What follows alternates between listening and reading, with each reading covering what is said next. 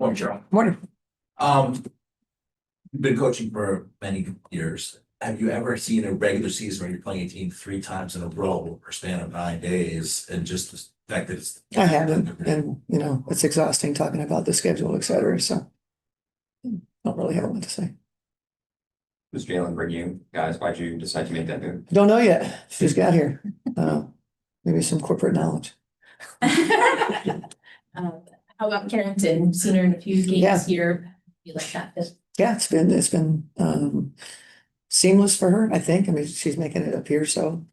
We just want her to try to be herself, and if there's things that happen in the game that we want done differently, we use film, et cetera. We haven't had a lot of practice time with her, so but she's doing well.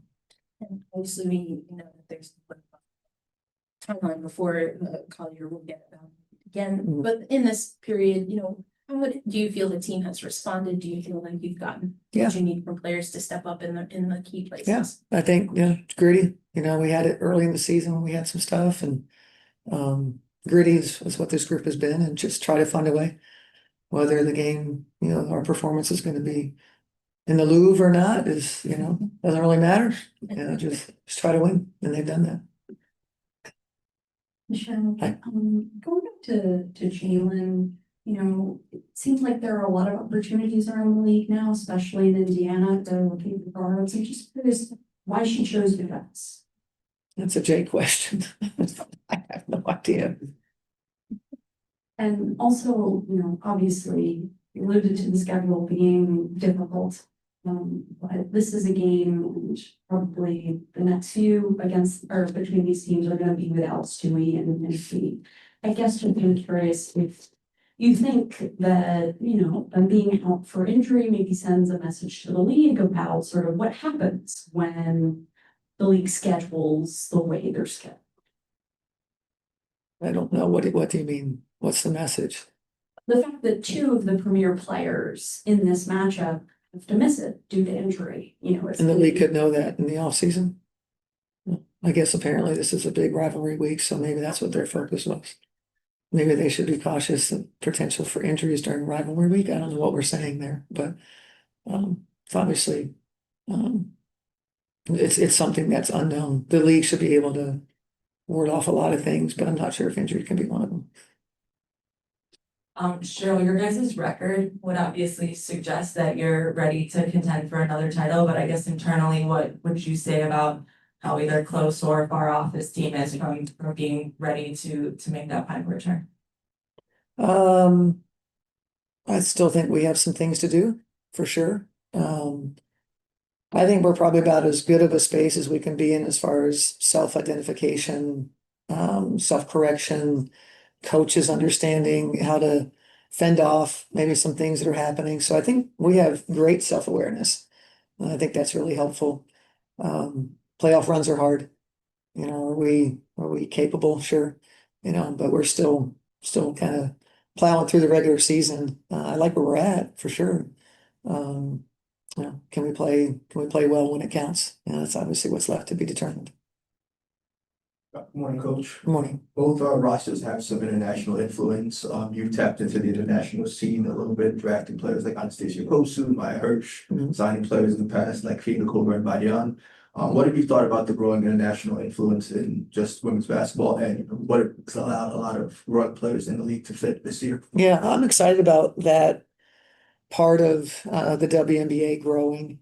There have been limitations. That's probably the easiest way to say it, that maybe some of those limitations are going to go away.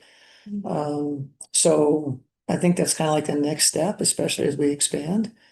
There's going to be greater influence, greater desire. I think Emma talked about why she wanted to come back to the W, right? I think we're kind of feeling that sentiment.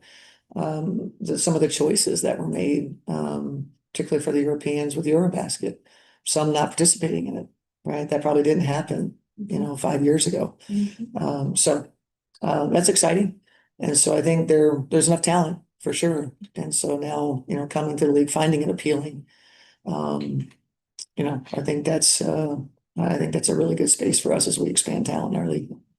Well, Coach, given last season's finals results, Is there any extra motivation for your team heading into this matchup? This is your first time back here. No. Just want to win the game.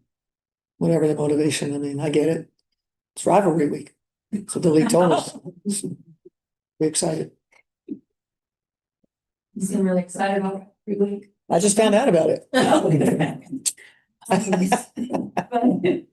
One more question about Jared. I know that you don't know what you have in her necessarily, Yeah. but what you said, like, from her game attracted you Yeah. guys to her, just because obviously maybe more a little bit raw, but I see like. Yeah. Yeah, you guys know a lot more.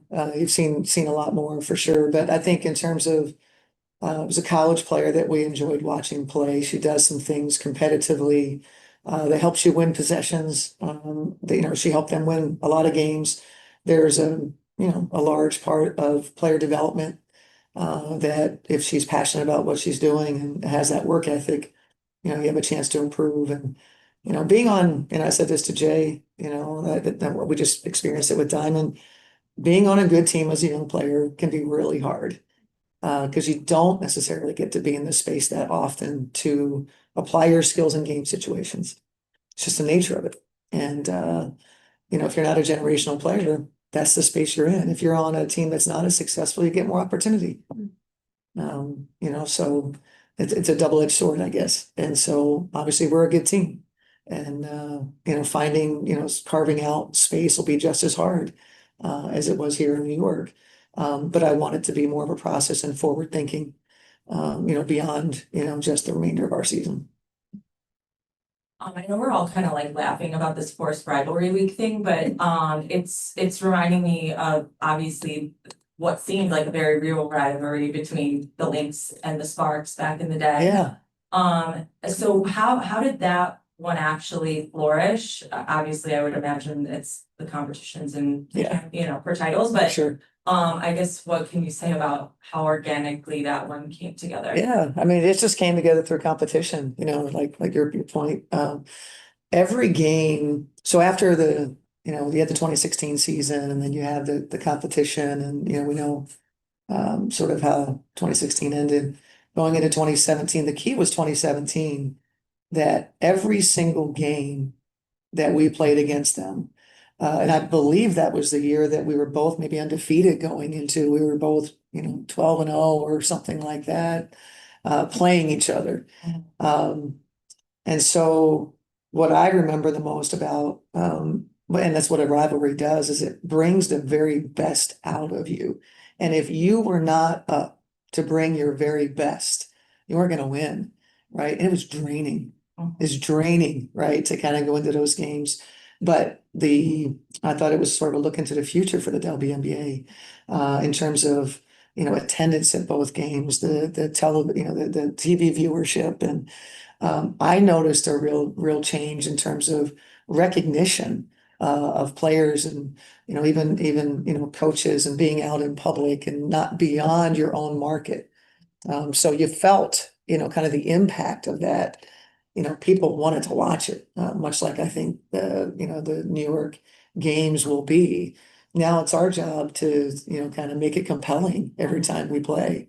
And so, there's a chance, I think, by the end of 2025, this becomes a rivalry through what happens during the course of this regular season and then whatever happens in the playoffs. I don't think we're there yet, but the league says we are. So. Thank you, Coach. You're welcome. Thank you.